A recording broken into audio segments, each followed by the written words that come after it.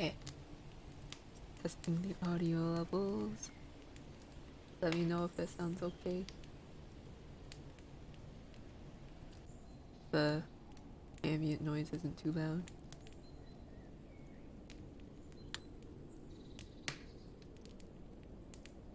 Oh. Hello?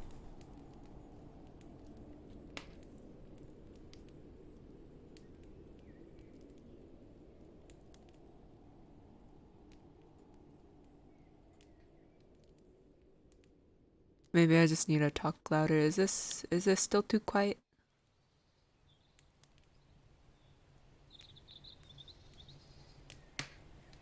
Okay. And music? Well, not music, but you know.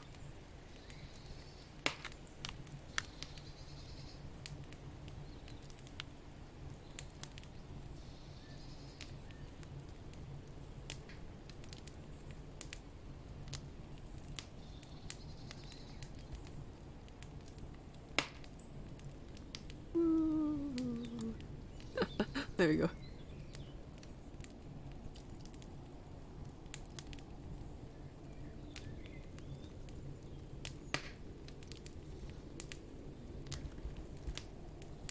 Okay. Very good.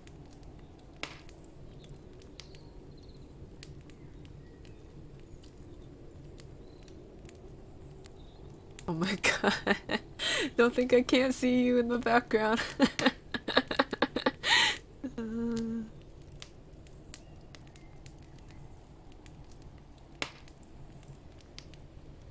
Okay, well, this is a new thing I'm trying out. Reading books. I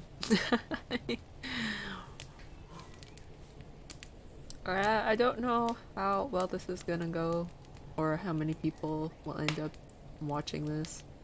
But, you know, I like reading, so might as well. I know I'm going to stream for at least an hour. I will try to finish a chapter before ending the stream. But sometimes they can get really long, and if my throat is dying, I'm just gonna have to end it wherever I am.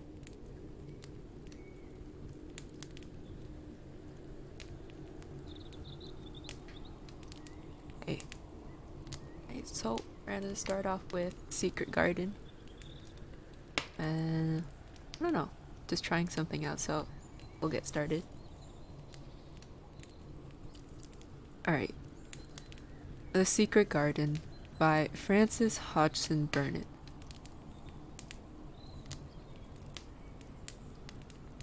Chapter 1. There is no one left.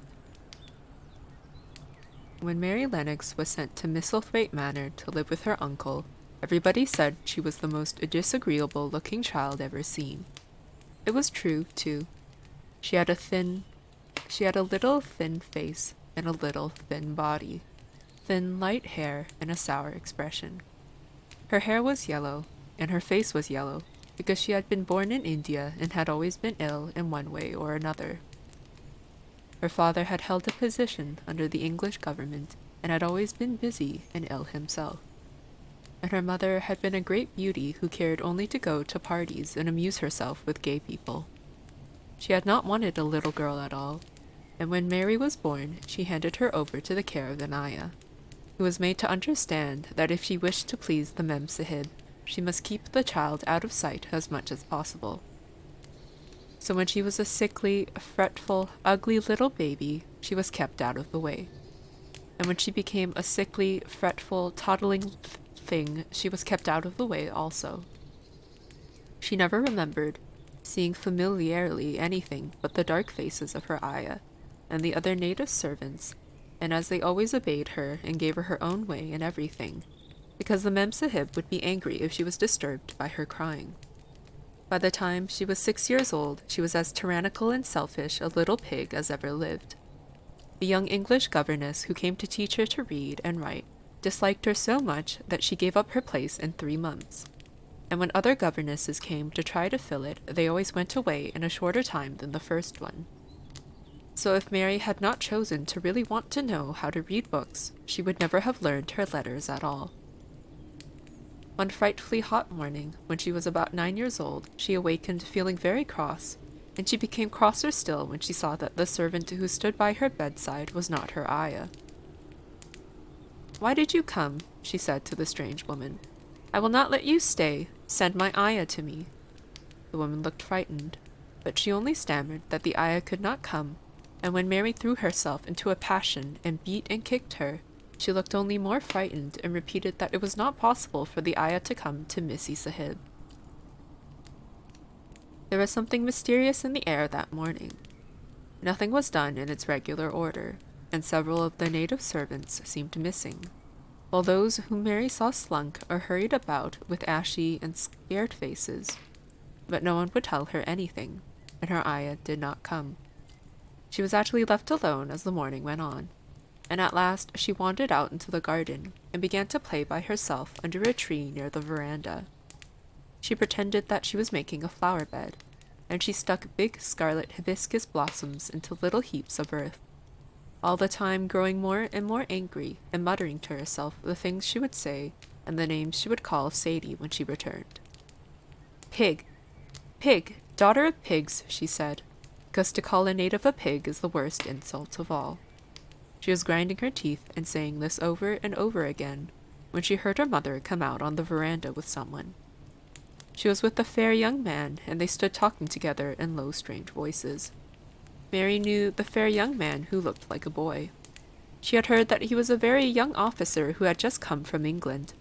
The child stared at him, but she stared most at her mother.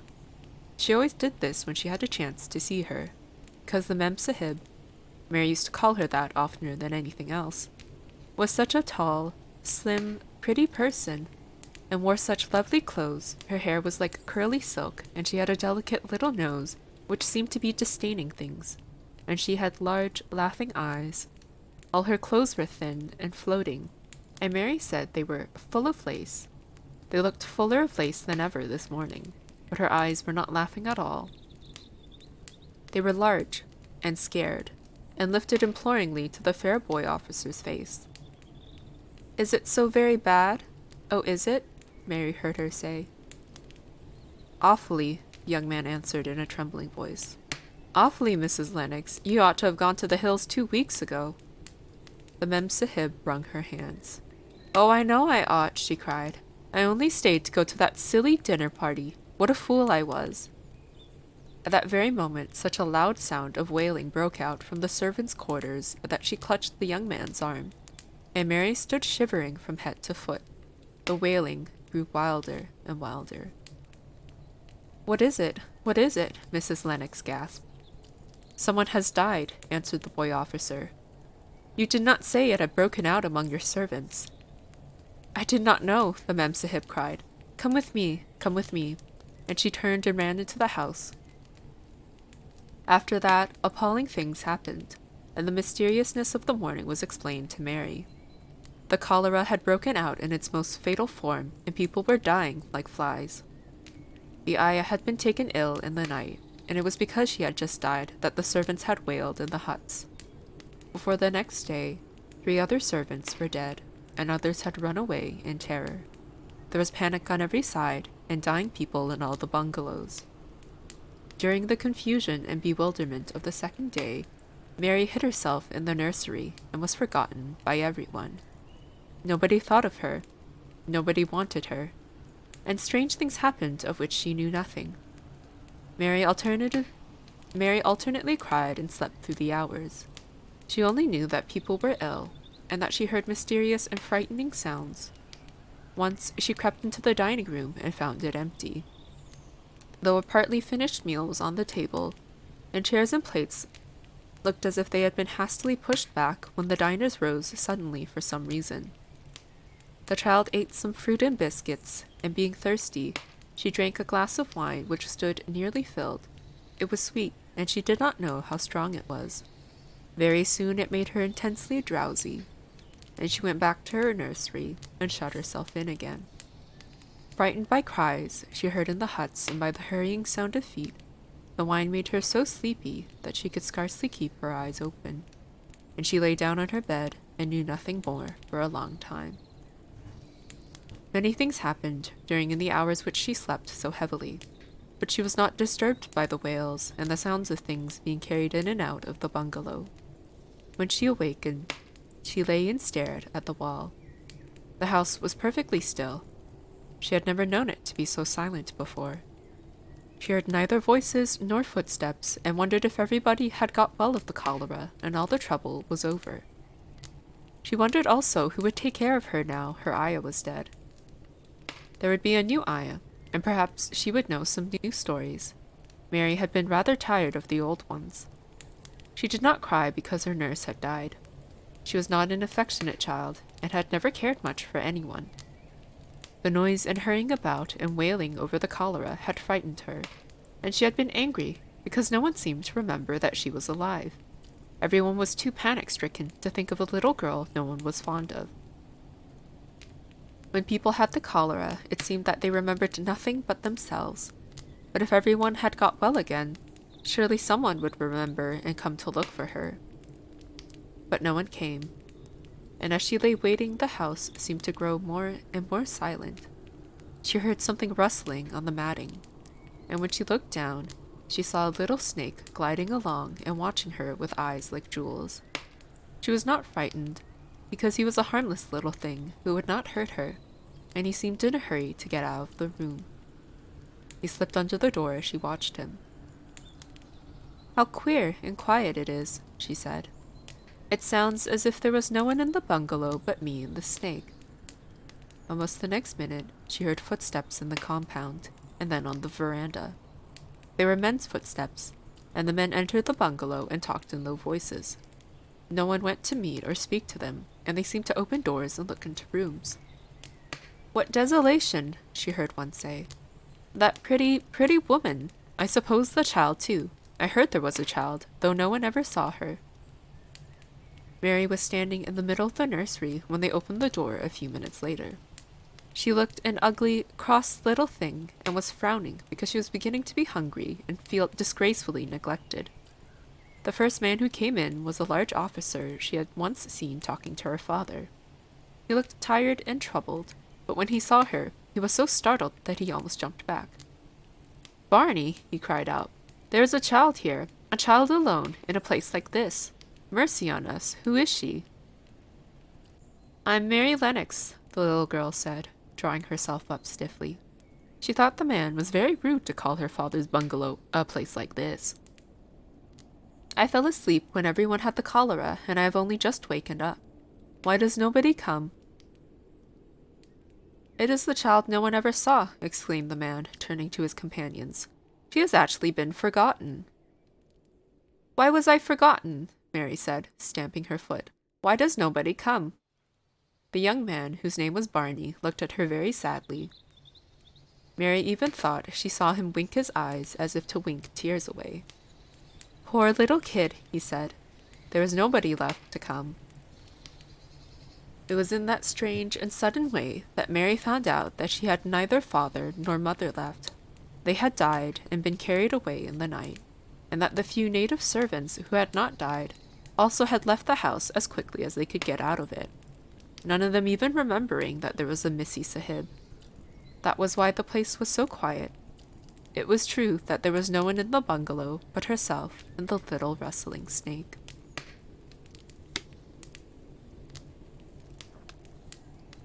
Chapter 2. Mistress Mary Quite Contrary.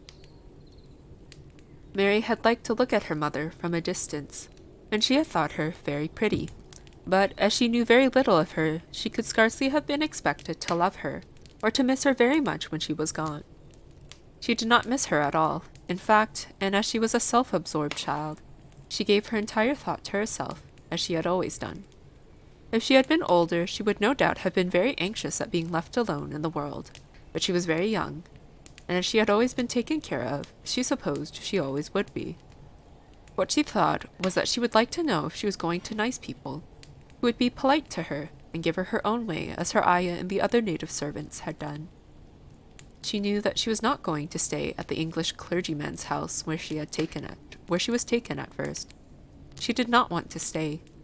The English clergyman was poor, and he had 5 children, nearly all the same age, and they wore shabby clothes and were always quarreling and snatching toys from each other.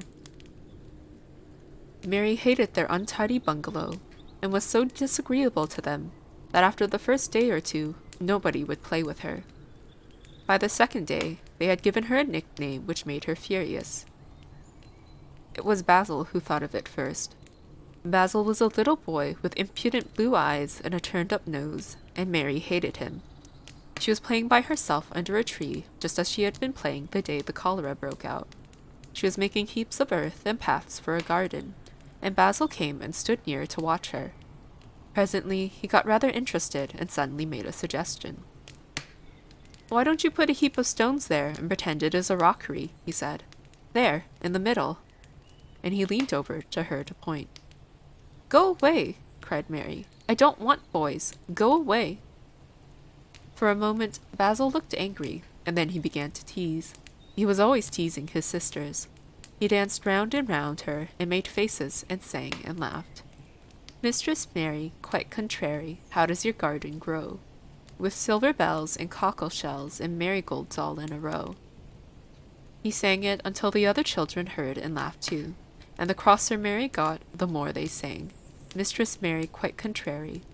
And after that, as long as she stayed with them, they called her Mistress Mary, quite contrary, when they spoke of her to each other, and often when they spoke to her. "You are going to be sent home," Basil said to her, "at the end of the week, and we're glad of it." "I am glad of it too," answered Mary. "Where is home?" "She doesn't know where home is," said Basil, with 7-year-old scorn. "It's England, of course. Our grandmamma lives there, and our sister Mabel was sent to her last year. We are not going to your grandmamma. You have none. You are going to your uncle. His name is Mr. Archibald Craven." "I don't know anything about him," snapped Mary. "I know you don't," Basil answered. "You don't know anything.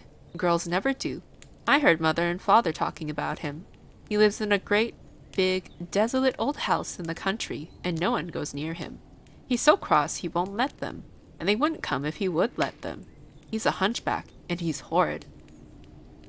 "I don't believe you," said Mary, and she turned her back and stuck her fingers in her ears because she would not listen any more. But she thought over it a great deal afterward, and Mrs. Crawford told her that night that she was going to sail away to England in a few days, and go to her uncle, Mr. Archibald Craven, who lived at Misselthwaite Manor. She looked so stony and stubbornly uninterested that they did not know what to think about her. They tried to be kind to her, but she only turned her face away when Mrs. Crawford attempted to kiss her, and held herself stiffly when Mr. Crawford patted her shoulder.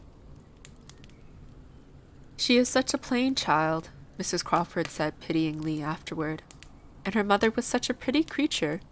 She had a very pretty manner, too, and Mary has the most unattractive ways I ever saw in a child. The children call her Mistress Mary, quite contrary, and though it's naughty of them, one can't help understanding it." Perhaps if her mother had carried her pretty face and her pretty manners oftener into the nursery, Mary might have learned some pretty ways too. It is very sad now. The poor beautiful thing is gone. To think that many people never even knew that she had a child at all. "I believe she scarcely ever looked at her," sighed Mrs. Crawford. "When her eye was dead, there was no one to give a thought to the little thing. Think of the servants running away and leaving her all alone in that deserted bungalow. Colonel McGrew said he nearly jumped out of his skin when he opened the door, and found her standing by herself in the middle of the room." Mary made the long voyage to England under the care of an officer's wife, who was taking her children to leave them in a boarding school. She was very much absorbed in her own little boy and girl, and was rather glad to hand the child over to the woman Mr. Archibald Craven sent to meet her in London. The woman was his housekeeper at Misselthwaite Manor, and her name was Mrs. Medlock. She was a stout woman, with very red cheeks and sharp black eyes.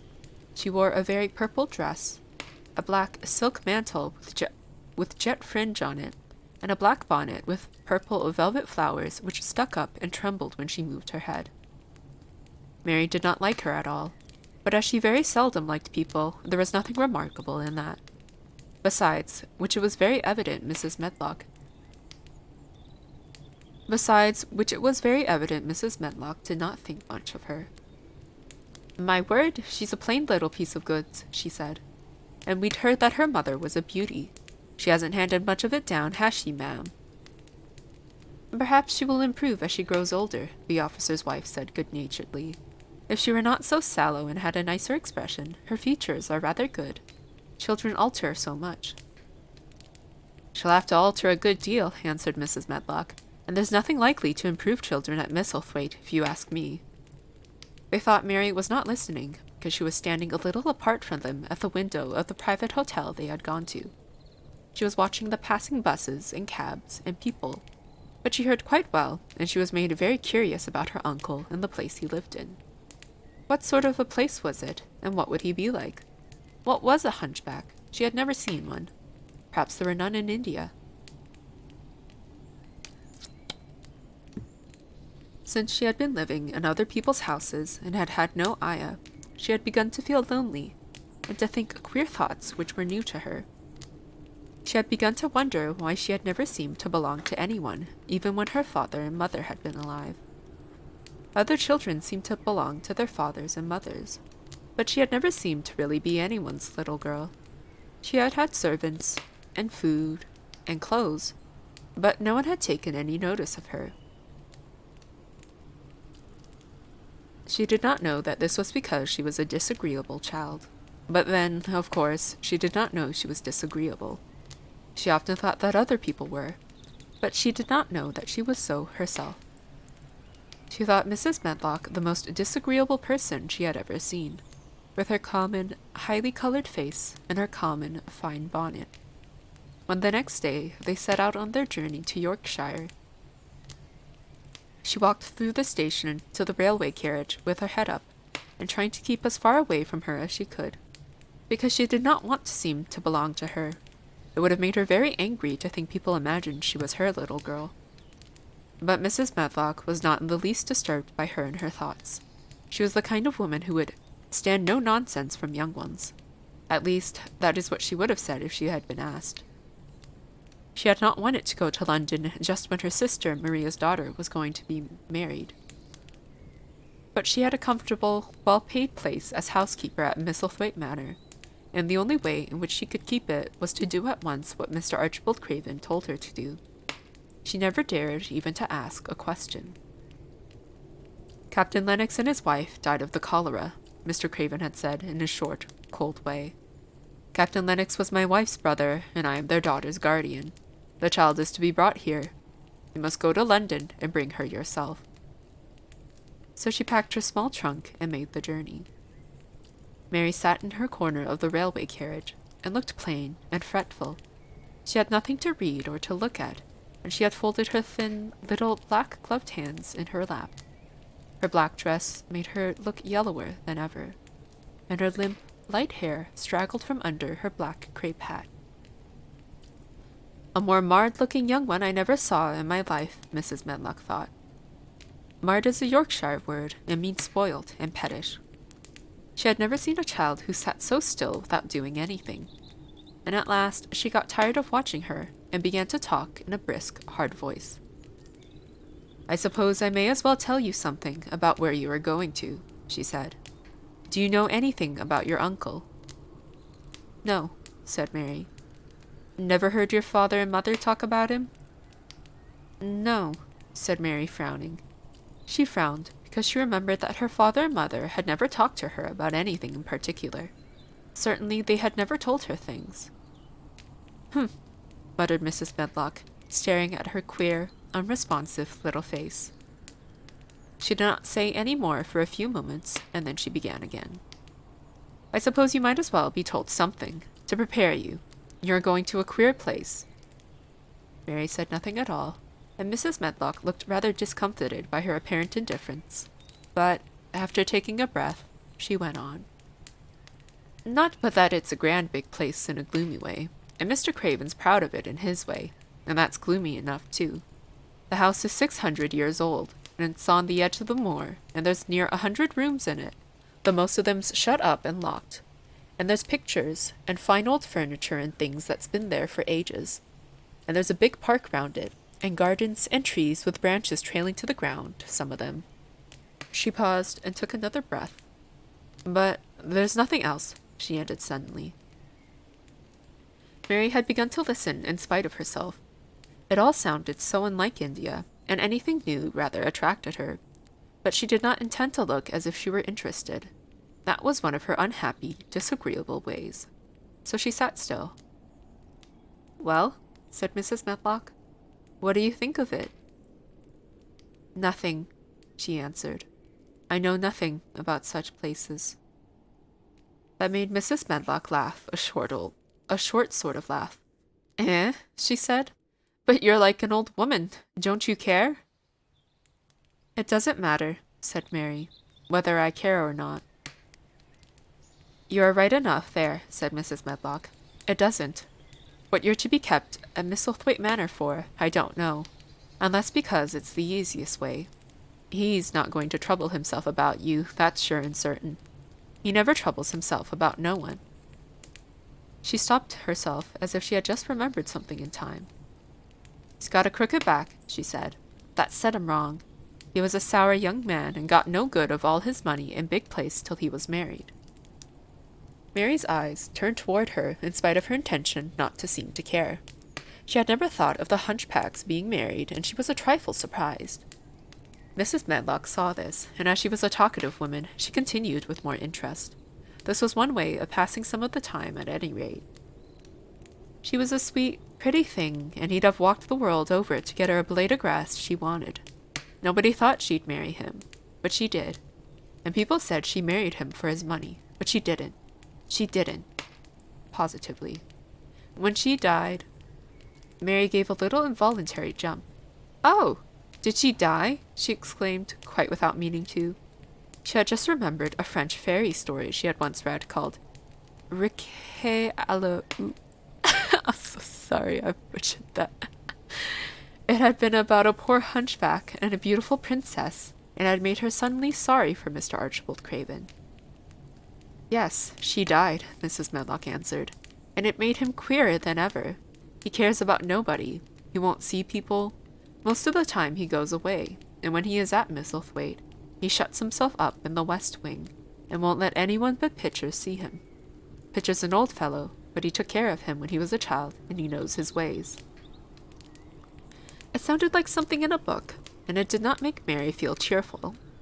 A house with 100 rooms, nearly all shut up and with their doors locked. A house on the edge of a moor, whatsoever moor was, sounded dreary. A man with a crooked back who shut himself up also. She stared out of the window, with her lips pinched together, and it seemed quite natural that the rain should have begun to pour down in gray, slanting lines, and splash and stream down the window panes. If the pretty wife had been alive, she might have made things cheerful by being something like her own mother, and by running in and out and going to parties as she had done in frocks full of lace. But she was not there any more. "You needn't expect to see him, because 10 to 1 you won't," said Mrs. Medlock. "And you mustn't expect that there will be people to talk to you.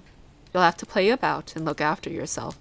You'll be told what rooms you can go into and what rooms you're to keep out of. There's gardens enough, but when you're in the house, don't go wandering and poking about. Mr. Craven won't have it."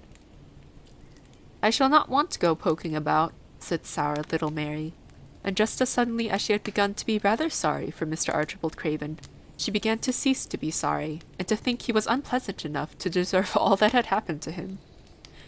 And she turned her face toward the streaming panes of the window of the railway carriage, and gazed out at the grey rainstorm which looked as if it would go on forever. She watched it so long and steadily that the greyness grew heavier and heavier before her eyes, and she fell asleep.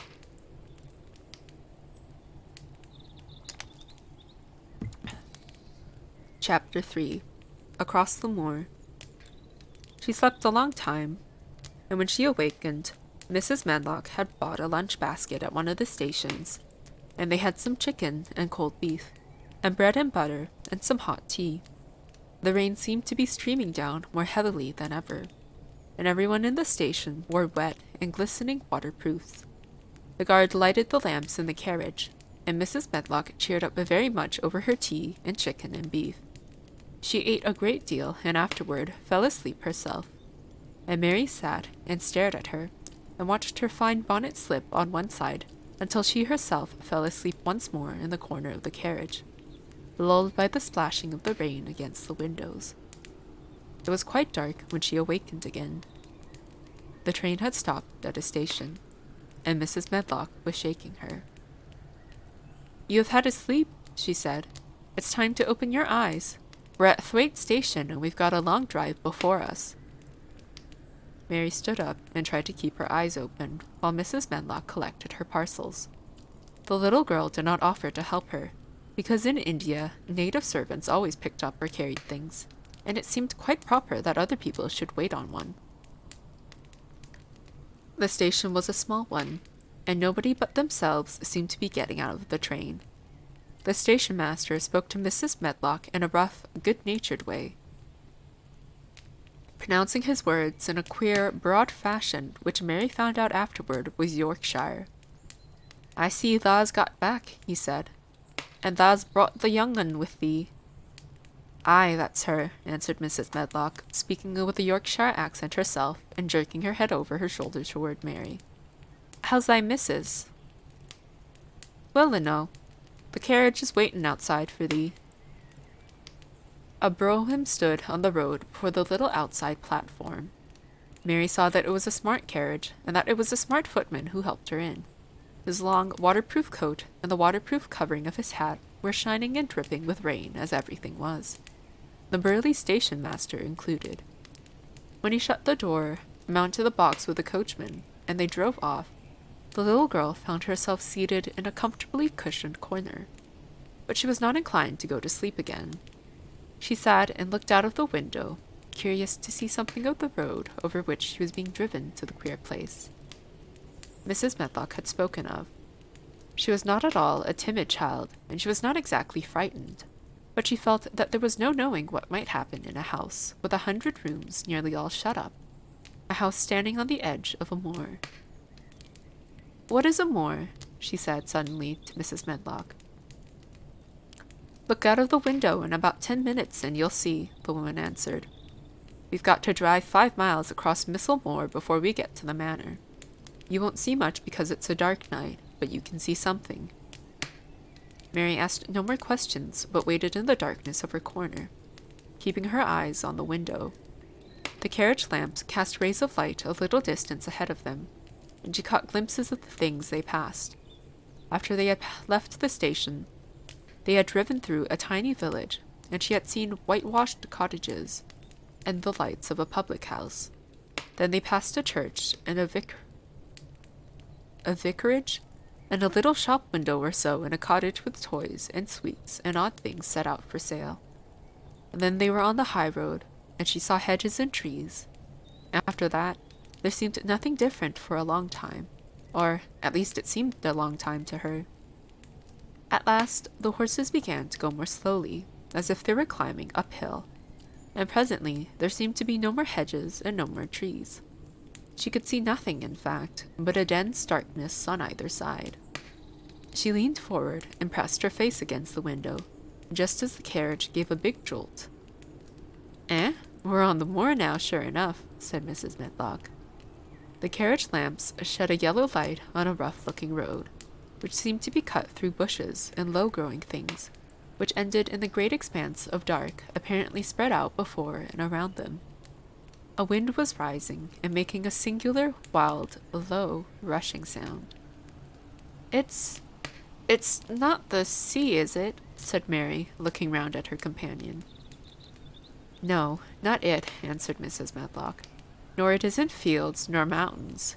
It's just miles and miles and miles of wild land that nothing grows on but heather and gorse and broom, and nothing lives on but wild ponies and sheep." "Oh, I will be right back."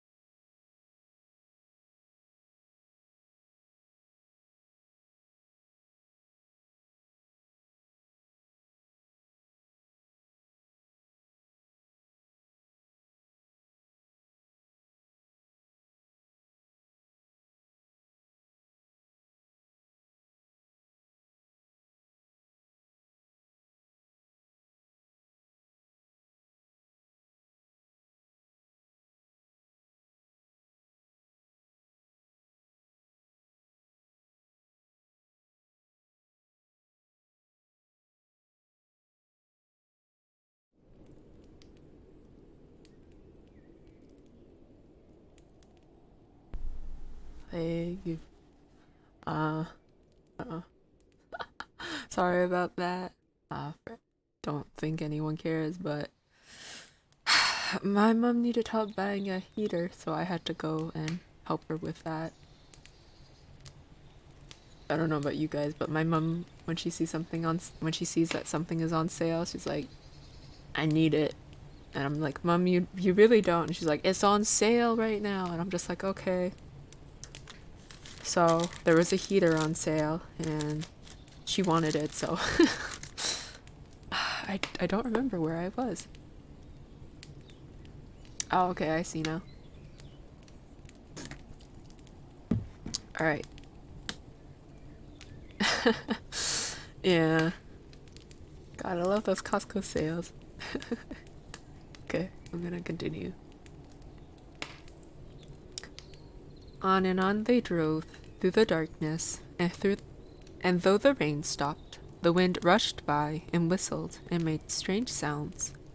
The road went up and down, and several times the carriage passed over a little bridge beneath which water rushed very fast, with a great deal of noise. Mary felt as if the drive would never come to an end, and that the wide, bleak moor was a wide expanse of black ocean, through which she was passing on a strip of dry land. "I don't like it," she said to herself. "I don't like it," and she pinched her thin lips more tightly together. The horses were climbing up a hilly piece of road when she first caught sight of a light. Mrs. Medlock saw it as soon as she did and drew a long sigh of relief. I am glad to see that bit of light twinkling," she exclaimed. "It's the light in the lodge window. We shall get a good cup of tea after a bit, at all events." It was after a bit, as she said, for when the carriage passed through the park gates, there was still 2 miles of avenue to drive through, and the trees, which nearly met overhead, made it seem as if they were driving through a long, dark vault. They drove out of the vault into a clear space and stopped before an immensely long but low-built house, which seemed to ramble round a stone court. At first, Mary thought that there were no lights at all in the windows, but as she got out of the carriage, she saw that one room in a corner upstairs showed a dull glow. The entrance door was a huge one, made of massive, curiously shaped panels of oak, studded with big iron nails and bound with great iron bars. It opened into an enormous hall, which was so dimly lighted that the faces in the portraits on the walls and the figures in the suits of armor made Mary feel that she did not want to look at them. As she stood on the stone floor, and she looked a very small, odd little black figure, and she felt as small and lost and odd as she looked. A neat, thin old man stood near the manservant who opened the door for them. You are to take her to her room," he said in a husky voice. Oh no, I lost where I was. You are to take her to her room," he said in a husky voice. "He doesn't want to see her. He's going to London in the morning." "Very well, Mr. Pitcher," Mrs. Medlock answered. "So long as I know what's expected of me, I can manage." "What's expected of you, Mrs. Medlock," Mr. Pitcher said, "is that you make sure that he's not disturbed, and that he doesn't see what he doesn't want to see." And then Mary Lennox was led up a broad staircase, and down a long corridor, and up a short flight of steps, through which another corridor and another, until a door opened in a wall, and she found herself in a room with a fire in it and a supper on a table. Mrs. Medlock said unceremoniously, "Well, here you are. This room and the next are where you'll live, and you must keep to them, don't you forget that." It was in this way Mistress Mary arrived at Misselthwaite Manor, and she had perhaps never felt quite so contrary in all her life.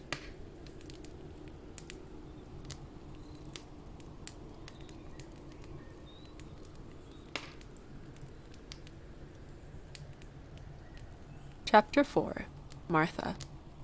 When she opened her eyes in the morning, it was because a young housemaid had come into her room to light the fire, and was kneeling on the hearth rug raking out the cinders noisily. Mary lay and watched her for a few moments, and then began to look about the room. She had never seen a room at all like it, and thought it curious and gloomy. The walls were covered with tapestry with a forest scene embroidered on it. There were fantastically dressed people under the trees, and in the distance there was a glimpse of the turrets of a castle. There were hunters and horses and dogs and ladies. Mary felt as if she were in the forest with them. Out of a deep window she could see a great climbing stretch of land, which seemed to have no trees on it, and to look rather like an endless, dull, purplish sea. "What is that?" she said, pointing out of the window. Martha, the young housemaid, who had just risen to her feet, looked and pointed also. "That there," she said. "Yes." "That's the moor," with a good-natured grin. "Does thou like it?" "No," answered Mary. "I hate it." "That's because thou'rt not used to it," Martha said, going back to her hearth. "Thou thinks it's too big and bare now, but thou will like it." "Do you?" inquired Mary. "Aye, that I do," answered Martha, cheerfully polishing away at the grate. "I just love it. It's none bare. It's covered with growing things as smell sweet. It's fair lovely in spring and summer, when the gorse and broom and heather's in flower. It smells of honey, and there's such a lot of fresh air, and the sky looks so high, and the bees and skylarks make such a nice noise, hummin' and singin'.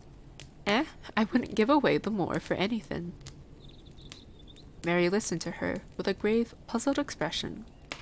The native servants she had been used to in India were not in the least like this. They were obsequious and servile, and did not presume to talk to their masters as if they were their equals. They made salams and called them protector of the poor, and names of that sort. Indian servants were commanded to do things, not asked. It was not the custom to say please and thank you, and Mary had always slapped her Ayah in the face when she was angry. She wondered a little what this girl would do if one slapped her in the face. She was a round, rosy, good-natured looking creature, but she had a sturdy way which made Mistress Mary wonder if she might not even slap back, if the person who slapped her was only a little girl. "You are a strange servant," she said from her pillows, rather haughtily. Martha sat up on her heels with her blackening brush in her hand and laughed, without seeming the least out of temper. I know that," she said. "If there was a grand missus at Misselthwaite, I should never have been even one of the under housemaids. I might have been let to be scullery maid, but I never have been let upstairs.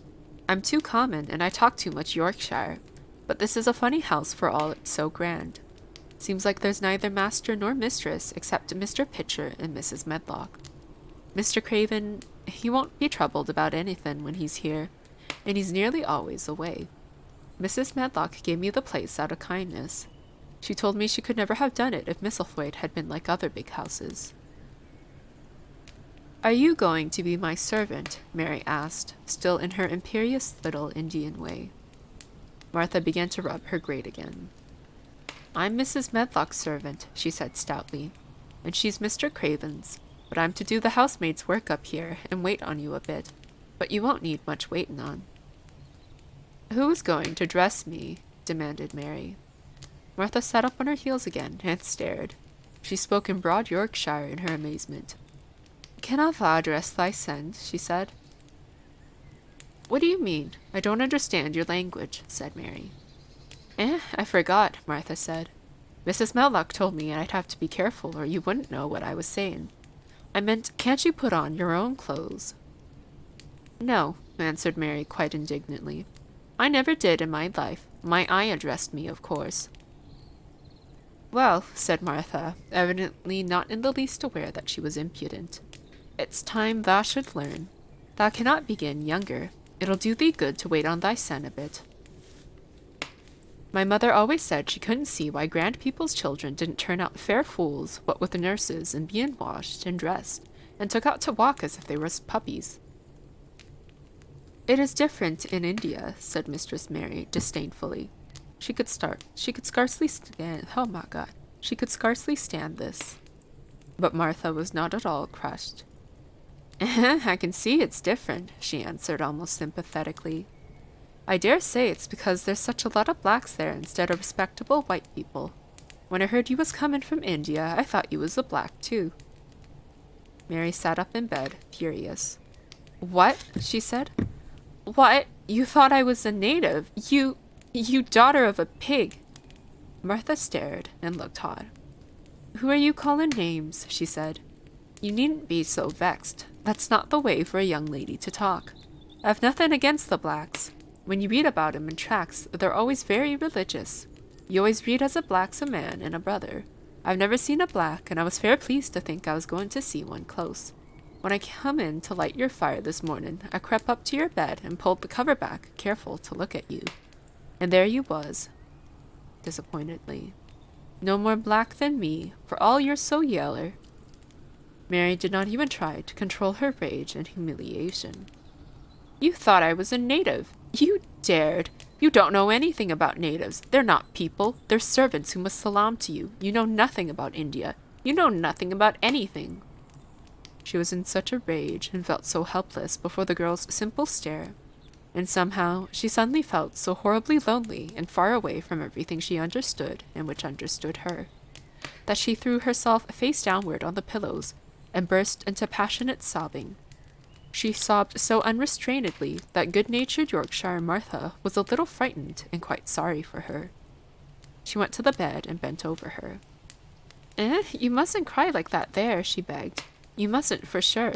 I didn't know you'd be so vexed. I don't know anything about anything, just like you said. I beg your pardon, miss. Do stop crying. There was something comforting and really friendly in her queer Yorkshire speech and sturdy way which had a good effect on Mary. She gradually ceased crying and became quiet. Martha looked relieved. It's time for thee to get up now, she said. Mrs. Medlock said I was to carry that breakfast and tea and dinner into the room next to this. It's been made into a nursery for thee. I'll help thee on with thy clothes if thou'll get out of bed. If the buttons are at the back, thou cannot button them up thyself.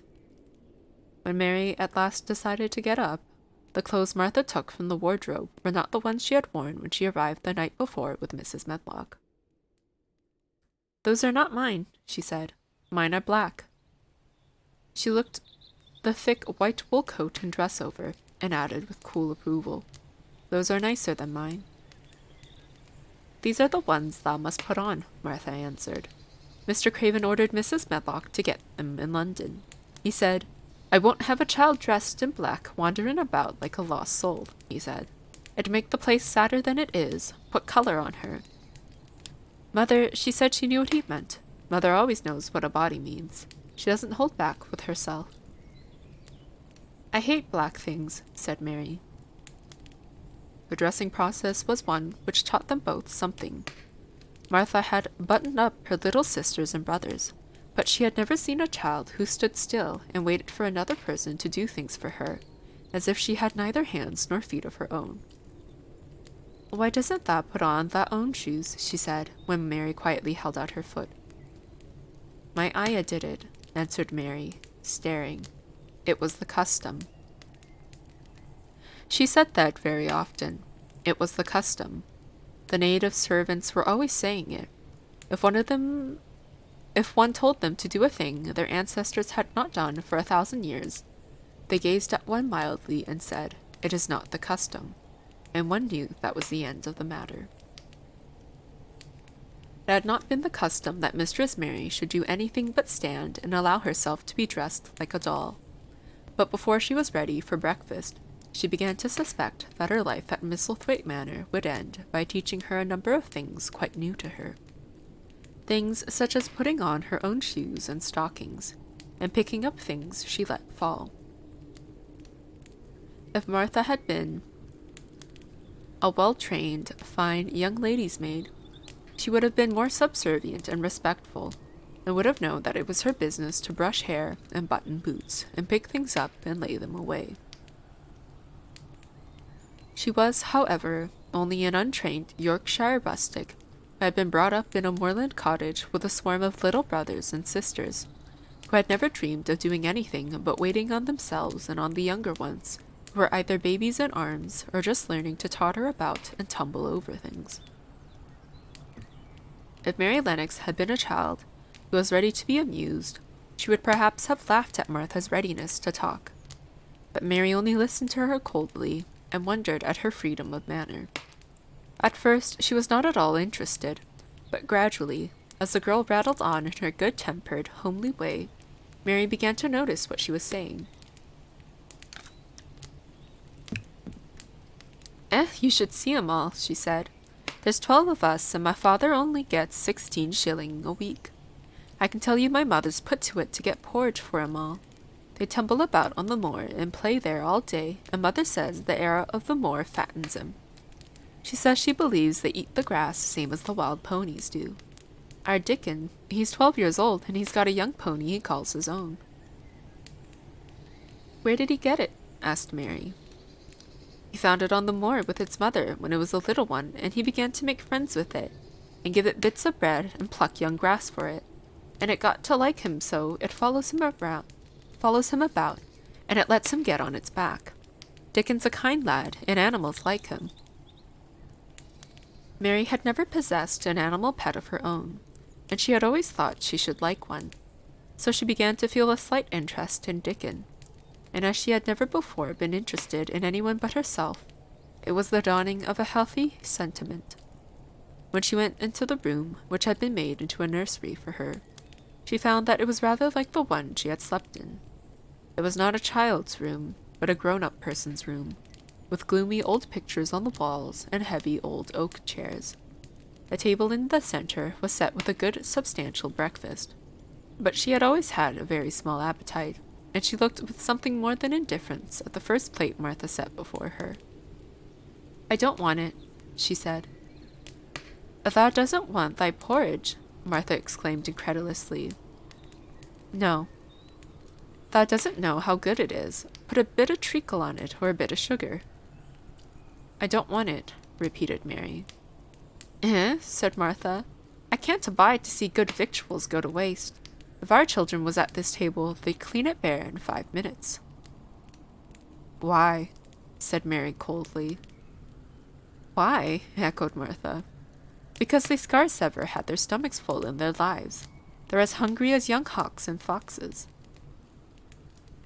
I don't know what it is to be hungry, said Mary, with the indifference of ignorance. Martha looked indignant. Well, it would do thee good to try it. I can see that plain enough, she said outspokenly. I've no patience with folk as sits and just stares at good bread and meat. My word, don't I wish Dickon and Phil and Jane and the rest of 'em had what's here under their pinafores. Why don't you take it to them? Suggested Mary. It's not mine, answered Martha stoutly. And this isn't my day out. I get my day out once a month, same as the rest. Then I go home and clean up for Mother and give her a day's rest. Mary drank some tea and ate a little toast and some marmalade. You wrap up warm and run out and play you, said Martha. It'll do you good and give you some stomach for your meat. Mary went to the window. There were gardens and paths and big trees, but everything looked dull and wintry. Out? Why should I go out on a day like this? Well, if thou doesn't go out, thou'll have to stay in, and what has thou got to do? Mary glanced about her. There was nothing to do. When Mrs. Medlock had prepared the nursery, she had not thought of amusement. Perhaps it would be better to go and see what the gardens were like. Who will go with me? She inquired. Martha stared. You'll go by yourself, she answered. You'll have to learn to play like other children does when they haven't got brothers and sisters. Our Dickon goes off on the moor by himself and plays for hours. That's how he made friends with the pony. He's got sheep on the moor that knows him, and birds as comes and eats out of his hand. However little there is to eat, he always saves a bit of his bread to coax his pets. It was really this mention of Dickon which made Mary decide to go out, though she was not aware of it. There would be birds outside, though there would not be ponies or sheep. They would be different from the birds in India, and it might amuse her to look at them. Martha found her coat and hat for her, and a pair of stout little boots, and she showed her her way downstairs. "If thou goes round that way, thou'll come to the gardens," she said, pointing to a gate and a wall of shrubbery. "There's lots of flowers in summertime, but there's nothing bloomin' now." She seemed to hesitate a second before she added, "One of the gardens is locked up. No one has been in it for 10 years. "Why?" asked Mary, in spite of herself. Here was another locked door added to the 100 in the strange house. "Mr. Craven had it shut when his wife died so sudden. He won't let no one go inside. It was her garden. He locked the door and dug a hole and buried the key. There's Mrs. Medlock's bell ringing. I must run." After she was gone, Mary turned down the walk which led to the door in the shrubbery. She could not help thinking about the garden which no one had been into for 10 years. She wondered what it would look like, and whether there were any flowers still alive in it. When she had passed through the shrubbery gate, she found herself in great gardens, with wide lawns and winding walks with clipped borders. There were trees and flower beds, and evergreens clipped into strange shapes, and a large pool with an old grey fountain in its midst. But the flower beds were bare and wintry, and the fountain was not playing. This was not the garden which was shut up. How could a garden be shut up? You could always walk into a garden. She was just thinking this when she saw that, at the end of the path she was following, there seemed to be a long wall with ivy growing over it. She was not familiar enough with England to know that she was coming upon the kitchen gardens, where the vegetables and fruit were growing. She went toward the wall and found that there was a green door in the ivy, and that it stood open. This was not the closed garden, evidently, and she could go into it. She went through the door, and found that it was a garden with walls all round it, and that it was only one of several walled gardens, which seemed to open into one another. She saw another open green door, revealing bushes and pathways between beds containing winter vegetables. Fruit trees were trained flat against the wall, and over some of the beds there were glass frames. The place was bare and ugly enough, Mary thought, as she stood and stared about her. It might be nicer in summer, when things were green, but there was nothing pretty about it now. Presently, an old man with a spade over his shoulder walked through the door leading from the garden. He looked startled when he saw Mary, and then touched his cap. He had a surly old face, and did not seem at all pleased to see her. But then she was displeased with his garden, and wore her quite contrary expression, and certainly did not seem at all pleased to see him. "What is this place?" she asked. "One of the kitchen gardens," he answered. "What is that?" said Mary, pointing through the other green door. "Another of 'em," shortly. "There's another on the other side of the wall, and there's the orchard the other side of that." "Can I go in them?" asked Mary. "If thou likes, but there's naught to see." Mary made no response. She went down the path and through the second green door. There she found more walls and winter vegetables and glass frames. But in the second wall there was another green door, and it was not open. Perhaps it led into the garden which no one had seen for 10 years. As she was not at all a timid child, and always did what she wanted to do, Mary went to the green door and turned the handle. She hoped the door would not open, because she wanted to be sure she had found the mysterious garden. But it did open, quite easily, and she walked through it and found herself in an orchard. There were walls all round it also, and the trees trained against them. And there were bare fruit trees growing in the winter-browned grass, but there was no green door to be seen anywhere. Mary looked for it, and yet when she had entered the upper end of the garden, she had noticed that the wall did not seem to end with the orchard, but to extend beyond it as if it enclosed a place at the other side. She could see the tops of trees above the wall, and when she stood still, she saw a bird with a bright red breast sitting on the topmost branch of one of them. And suddenly he burst into his winter song, almost as if he had caught sight of her and was calling to her. She stopped and listened to him, and somehow his cheerful, friendly little whistle gave her a pleased feeling. Even a disagreeable little girl may be lonely, and the big closed house and big bare moor and big bare gardens had made this one feel as if there was no one left in the world but herself. If she had been an affectionate child who had been used to being loved, she would have broken her heart.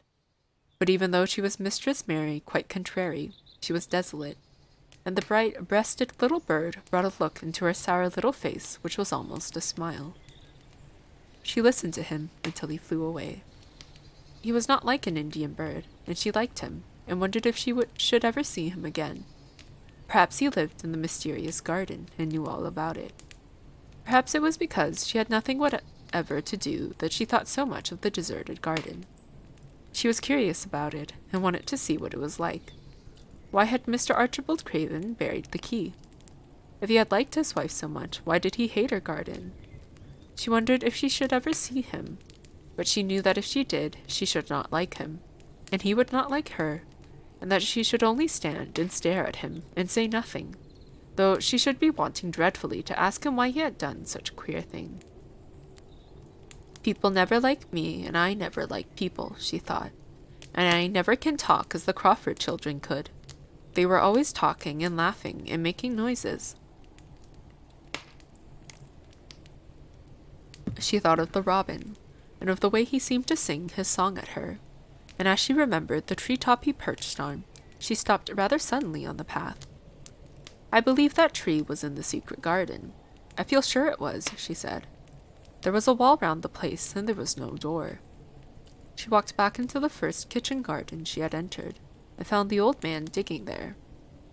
She went and stood beside him, and watched him a few minutes in her cold little way. He took no notice of her, and so at last she spoke to him. I have been into the other gardens, she said. There is nothing to prevent thee, he answered crustily. I went into the orchard. There is no dog at the door to bite thee, he answered. There is no door there into the other garden, said Mary. What garden? He said in a rough voice, stopping his digging for a moment. The one on the other side of the wall, answered Mistress Mary. There are trees there. I saw the tops of them. A bird with a red breast was sitting on one of them, and he sang. To her surprise, the surly old, weather-beaten face actually changed its expression. A slow smile spread over it, and the gardener looked quite different. It made her think that it was curious how much nicer a person looked when he smiled. She had not thought of it before. He turned about to the orchard side of his garden and began to whistle, a low, soft whistle. She could not understand how such a surly man could make such a coaxing sound. Almost the next moment, a wonderful thing happened. She heard a soft, little rushing flight through the air, and it was the bird with the red breast flying to them, and he actually alighted on the big clod of earth quite near to the gardener's foot. Here he is, chuckled the old man, and then he spoke to the bird as if he was speaking to a child. Where has thou been, thou cheeky little beggar? He said. I've not seen thee before today. Has thou begun thy courtin' this early in the season? Thou art too forward. The bird put his tiny head on one side, and looked up at him with a soft, bright eye which was like a black dewdrop. He seemed quite familiar, and not the least afraid. He hopped about and pecked the earth briskly, looking for seeds and insects. It actually gave Mary a queer feeling in her heart, because he was so pretty and cheerful and seemed so like a person. He had a tiny, plump body and a delicate beak, and slender, delicate legs. Will he always come when you call him? She almost asked in a whisper. Aye, that he will. I've known him ever since he was a fledgling. He came out of the nest in the other garden, and when first he flew over the wall, he was too weak to fly back for a few days, and we got friendly. When he went over the wall again, the rest of the brood was gone, and he was lonely, and he come back to me. What kind of a bird is he? Mary asked. Doesn't thou know? He's a robin redbreast, and they're the friendliest, curious birds alive. They're almost as friendly as dogs, if you know how to get on with them. Watch him pecking about there and looking round at us now and again. He knows we're talking about him. It was the queerest thing in the world to see the old fellow. He looked at the plump, little scarlet waistcoated bird as if he were both proud and fond of him. He's a conceited one, he chuckled. He likes to hear folk talk about him. "Ain't curious, bless me. There never was his like for curiosity and meddlin'. He's always comin' to see what I'm plantin'. He knows all the things Mester Craven never troubles hisself to find out. He's the head gardener, he is." The robin hopped about, busily pecking the soil, and now and then stopped and looked at them a little. Mary thought his black dewdrop eyes gazed at her with great curiosity. It really seemed as if he were finding out all about her. The queer feeling in her heart increased. "Where did the rest of the brood fly to?" she asked. "There's no knowin'. The old ones turn 'em out of their nest and make 'em fly, and they're scattered before you know it. This one was a knowin' one, and he knew he was lonely." Mistress Mary went a step nearer to the robin and looked at him very hard. "I'm lonely," she said. She had not known before that this was one of the things which made her feel sour and cross. She seemed to find it out when the robin looked at her, and she looked at the robin. The old gardener pushed his cap back on his bald head and stared at her for a minute. "Art thou the little wench from India?" he asked. Mary nodded. "Then no wonder thou'rt lonely. Thou'lt be lonelier before thou's done," he said. He began to dig again, driving his spade deep into the rich, black soil while the robin hopped about, very busily employed. "What is your name?" Mary inquired. He stood up to answer her. "Ben Weatherstaff," he answered, and then he added with a surly chuckle, "I'm lonely myself, except when he's with me," and he jerked his thumb toward the robin. "He's the only friend I've got." "I have no friends at all," said Mary. "I never had. My ayah didn't like me, and I never played with anyone." It is a Yorkshire habit to say what you think with blunt frankness, and old Ben Weatherstaff was a Yorkshire moorman. "Tha and me are a good bit alike," he said. "We was wove out of the same cloth. We're neither of us good-lookin', and we're both of us as sour as we look. We've got the same nasty tempers, both of us, I'll warrant." This was plain speaking, and Mary Lennox had never heard the truth about herself in her life. Native servants always salaamed and submitted to you, whatever you did. She had never thought much about her looks, but she wondered if she was as unattractive as Ben Weatherstaff, and she also wondered if she looked as sour as he had looked before the robin came. She actually began to wonder also if she was nasty-tempered. She felt uncomfortable. Suddenly, a clear rippling little sound broke out near her, and she turned round. She was standing a few feet from a young apple tree, and the robin had flown on to one of its branches, and had burst out into a scrap of a song. Ben Weatherstaff laughed outright. "What did he do that for?" asked Mary. "He's made up his mind to make friends with thee," replied Ben. "Dang me if he hasn't took a fancy to thee." "To me," said Mary, and she moved toward the little tree softly and looked up. "Would you make friends with me?" she said to the robin, just as if she was speaking to a person. "Would you?" And she did not say it either in her hard little voice or in her imperious Indian voice, but in a tone so soft and eager and coaxing that Ben Weatherstaff was as surprised as she had been when she heard him whistle. "Why," he cried out, "thou said that as nice and human as if thou was a real child instead of a sharp old woman. Thou said it almost like Dickon talks to his wild things on the moor." "Do you know Dickon?" Mary asked, turning round rather in a hurry. "Everyone knows him. Dickon's wanderin' about everywhere. The very blackberries and heather bells knows him. I warrant the foxes shows him where their cubs lies, and the skylarks doesn't hide their nests from him." Mary would have liked to ask some more questions. She was almost as curious about Dickon as she was about the deserted garden. But just that moment the robin who had ended his song gave a little shake of his wings, spread them, and flew away. He had made his visit and had other things to do. "He has flown over the wall," Mary cried out, watching him. "He has flown into the orchard. He has flown across the other wall, into the garden where there is no door." "He lives there," said old Ben. "He came out of the egg there. If he's courtin', he's making up to some young madam of a robin that lives among the old rose trees there." "Rose trees," said Mary. "Are there rose trees?" Then Weatherstaff took up his spade again and began to dig. "There was 10 year ago," he mumbled. "I should like to see them," said Mary. "Where is the green door? There must be a door somewhere." Ben drove his spade deep and looked as uncompanionable as he had looked when she first saw him. "There was 10 year ago, but there isn't now," he said. "No door!" cried Mary. "There must be."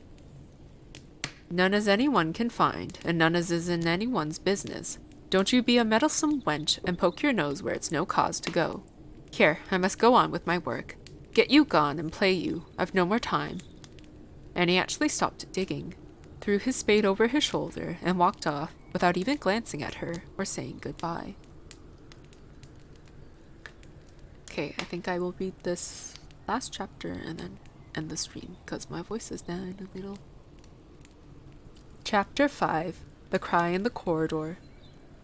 At first, each day which passed by for Mary Lennox was exactly like the others. Every morning she awoke in her tapestried room and found Martha kneeling upon the hearth, building her fire. Every morning she ate her breakfast in the nursery, which had nothing amusing in it, and after each breakfast she gazed out of the window across to the huge moor, which seemed to spread out on all sides and climb up to the sky. And after she had stared for a while, she realized that if she did not go out, she would have to stay in and do nothing. And so she went out. She did not know what this was. She did not know that this was the best thing she could have done. And she did not know that, when she began to walk quickly or even run along the paths and down the avenue, she was stirring her slow blood and making herself stronger by fighting with the wind which swept down the moor. She ran only to make herself warm, and she hated the wind which rushed at her face and roared and held her back as if it were some giant she could not see. But the big breaths of rough, fresh air blown over the heather filled her lungs with something which was good for her whole thin body, and whipped some red color into her cheeks, and brightened her dull eyes when she did not know anything about it.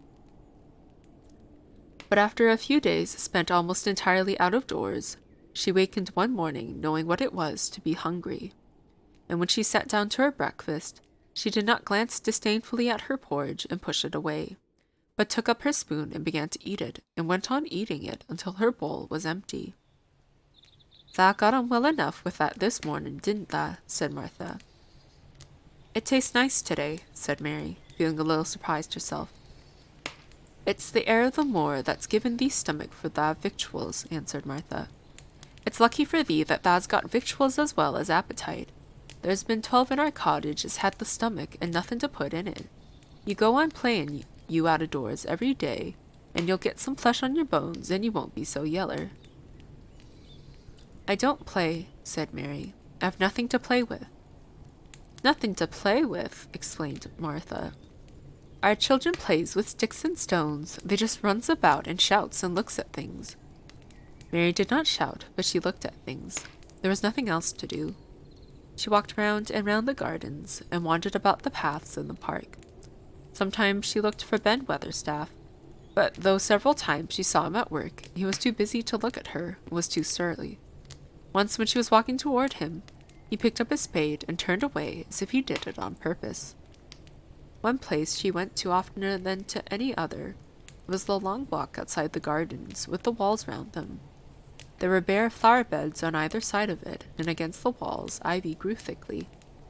There was one part of the wall where the creeping dark green leaves were more bushy than ever. It seemed as if, for a long time, that part had been neglected. The rest of it had been clipped and made to look neat, but at this lower end of the walk it had not been trimmed at all.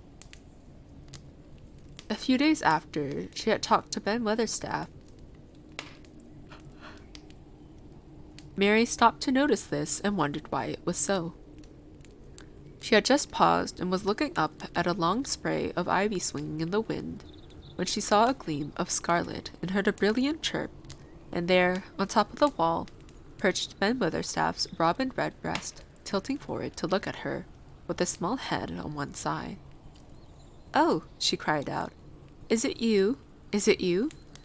And it did not seem at all queer to her that she spoke to him, as if she were sure he would understand and answer her.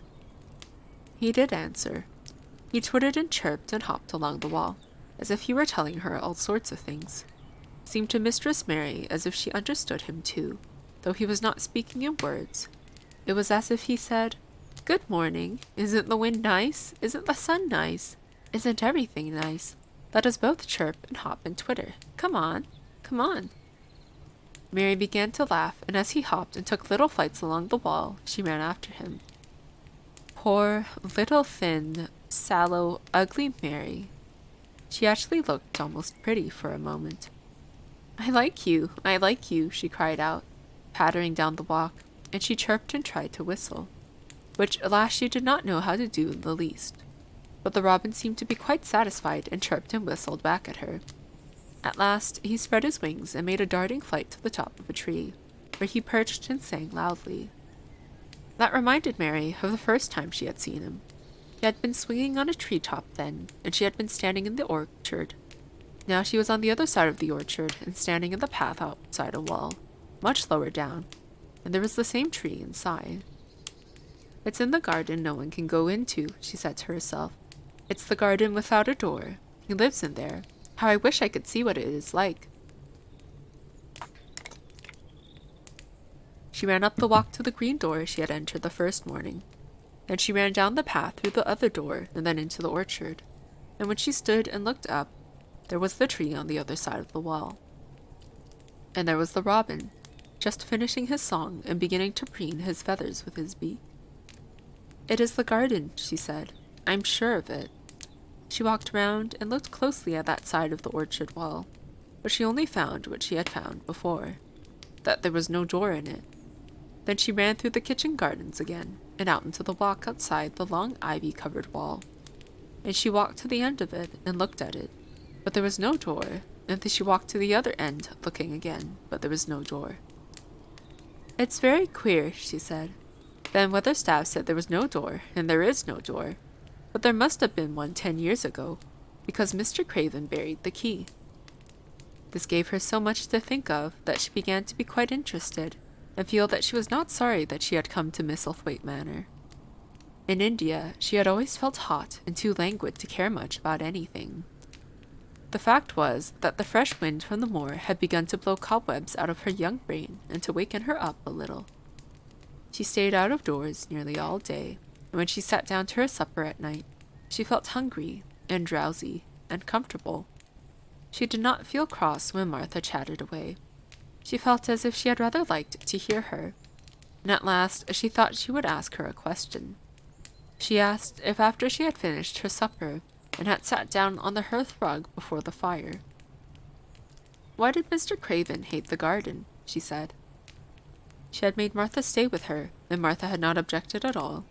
She was very young and used to a crowded cottage full of brothers and sisters, and she found it dull in the great servants' hall downstairs, where the footmen and upper housemaids made fun of her Yorkshire speech and looked upon her as a common little thing, and sat and whispered among themselves. Martha liked to talk, and the strange child who had lived in India and been waited upon by blacks was novelty enough to attract her. She sat down on the hearth herself without waiting to be asked.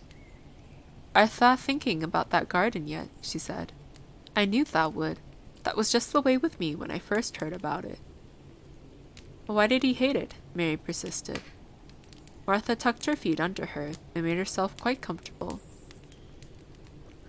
Listen to the wind wuthering round the house, she said. You could bear stand up on the moor if you was out on it tonight.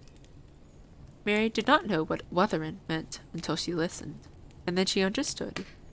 It must mean that hollow, shuddering sort of roar which rushed round and round the house, as if the giant no one could see was buffeting it and beating at the walls and windows to try to break in. But one knew he could not get in, and somehow it made one feel very safe and warm inside a room with a red coal fire. Why did he hate it so? She asked, after she had listened. She intended to know if Martha did. Then Martha gave up her store of knowledge. Mind, she said. Mrs. Medlock said it's not to be talked about. There's lots of things in this place that's not to be talked over. That's Mr. Craven's orders. His troubles are none servant's business, he says. But for the garden, he wouldn't be like he is. It was Mrs. Craven's garden that she had made when they first was married, and she just loved it, and they used to tend the flowers themselves, and none of the gardeners were ever let to go in.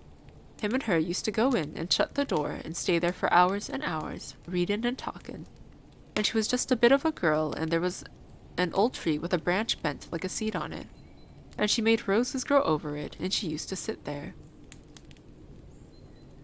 But one day, when she was sittin' there, the branch broke, and she fell on the ground and was hurt so bad that next day she died. The doctors thought he'd go out of his mind and die too. That's why he hates it. No one's never gone in since, and he won't let anyone talk about it. Mary did not ask any more questions. She looked at the red fire and listened to the wind wutherin'. It seemed to be wutherin' louder than ever. At that moment, a very good thing was happening to her. 4 good things had happened to her, in fact, since she came to Misselthwaite Manor. She had felt as if she had understood a robin, and that he had understood her. She had run in the wild until her blood had grown warm. She had been healthily hungry for the first time in her life. And she had found out what it was to be sorry for someone. She was getting on. But as she was listening to the wind, she began to listen to something else. She did not know what it was, because at first she could scarcely distinguish it from the wind itself. It was a curious sound. It seemed almost as if a child were crying somewhere. Sometimes the wind sounded rather like a child crying, but presently Mistress Mary felt quite sure that this sound was inside the house, not outside it. It was far away, but it was inside. She turned round and looked at Martha. "Do you hear anyone crying?" she said. Martha suddenly looked confused. "No," she answered. "It's the wind. Sometimes it sounds like as if someone was lost on the moor and wailin'. It's got all sorts of sounds." "But listen," said Mary. "It's in the house, down one of those long corridors." And at that very moment a door must have been opened somewhere downstairs, for a great rushing draught blew along the passage, and the door of the room they sat in was blown open with a crash, and as they both jumped to their feet, the light was blown out, and the crying sound was swept down the far corridor so that it was to be heard more plainly than ever. "There," said Mary. "I told you so. It is someone crying, and it isn't a grown-up person." Martha ran and shut the door and turned the key. But before she did it, they both heard the sound of a door in some far passage shutting with a bang, and then everything was quiet, for even the wind ceased wuthering for a few moments. "It was the wind," said Martha stubbornly. "And if it wasn't, it was little Betty Butterworth, the scullery maid. She's had the toothache all day." But something troubled and awkward in her manner made Mistress Mary stare very hard at her. She did not believe she was speaking the truth. Okay, that's the end of that chapter.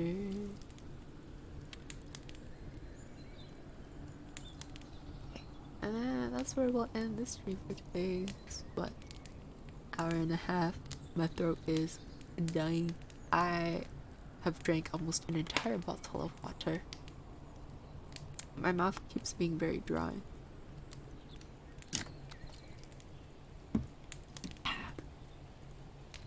Okay. Thank you guys for listening.